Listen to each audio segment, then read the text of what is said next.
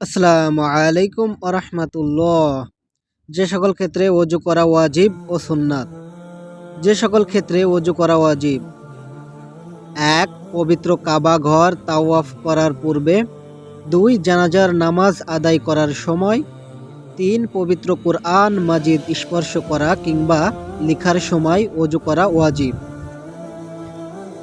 যে সকল ক্ষেত্রে ওযু করা সুন্নাত: ১. আজান দেওয়ার পূর্বে ওযু করা সুন্নাত। ২. মসজিদে প্রবেশের পূর্বে ওযু করা সুন্নাত। ৩. বিধর্মীদেরকে ইসলামে দীক্ষিত করার পূর্বে ওযু করা সুন্নাত। ৪. মৃত ব্যক্তিকে গোসল দেওয়ার পূর্বে ওযু করা সুন্নাত। ৫. একবার ওযু করে ইবাদত করার পর ওযু থাকা অবস্থায় পুনরায় ওযু করা সুন্নাত। ৬. খাঁটি আলেমদের সাথে দেখা করার পূর্বে ওযু করে নেয়া সুন্নাত। ৭. কোনো পশু জবেহ করার পূর্বে ওযু করা সুন্নাত। গোসলের বর্ণনা: ফরজ, ওয়াজিব, সুন্নাত ও মুস্তাহাব গোসল। গোসলের বর্ণনা: গোসল আরবি শব্দ, এর অর্থ ধৌত করা। এ হিসেবে কোনো অঙ্গ বা সম্পূর্ণ অঙ্গটি ধোয়া বা সম্পূর্ণ শরীরটি ধোয়া ওই একই কথা। সব ধরনটিকেই গোসল বলা হয়, কিন্তু প্রচলিত ভাষায় আমরা যাকে গোসল বলি তা হলো দৈনন্দিন গোসল, ফরজ হওয়ার জন্য হোক কিংবা ময়লা পরিষ্কার করার উদ্দেশ্যেই হোক, সম্পূর্ণ শরীর ধৌত করার নামই গোসল।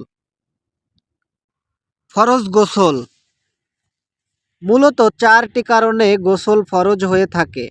১. জাগ্রত অবস্থায় হোক কিংবা নিদ্রিত অবস্থায় হোক, নারী অথবা পুরুষ যার হোক না কেন, আংশিক উত্তেজনার কারণে কিংবা বিপুল আসক্তি হেতু সবেগে বীর্যপাত হলে গোসল ফরজ হয়।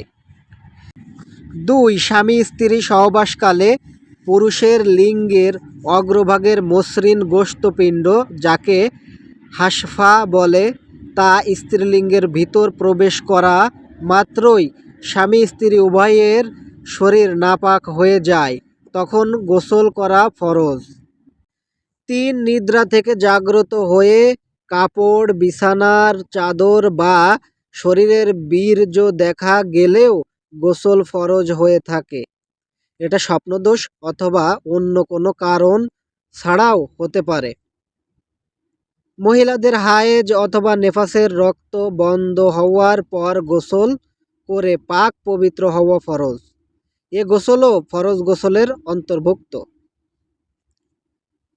ওয়াজিব গোসল: সাধারণত ওয়াজিব গোসল দু প্রকার। মাত্র দুটো কারণেই গোসল ওয়াজিব হয়ে থাকে। ১. মৃত লোকদের গোসল দেয়া জীবিত লোকদের উপর ওয়াজিব। ২.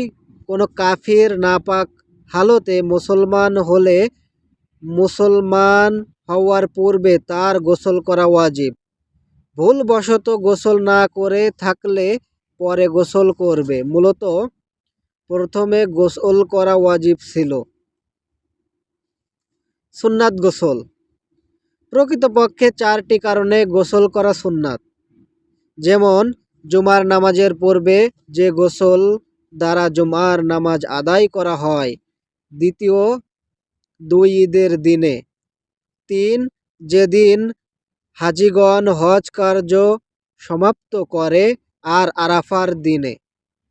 ৪. হজ করবে এ নিয়তে এহরাম বাঁধবার সময় গোসল করা সুন্নাত। মুস্তাহাব গোসল: 3টি বিশেষ কারণে গোসল করা মুস্তাহাব হয়। যেমন ১. কাফির ব্যক্তির শরীর পাক থাকা অবস্থায় গোসল করা। ২.